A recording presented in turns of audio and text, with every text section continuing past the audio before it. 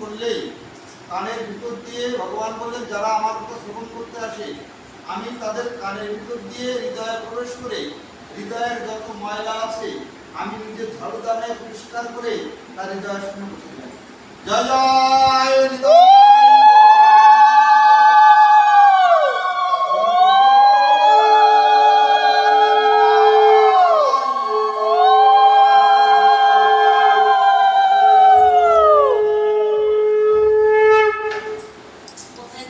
এই জন্য ভাগবত কথা শ্রবণ করলে জীবের মঙ্গল হয়।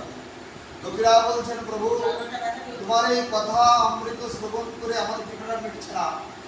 তব কথা অমৃতম তপ্ত জীবনম অভিবিদিতম কলমুষপহম শ্রবণ মঙ্গলম শ্রীমদাততাম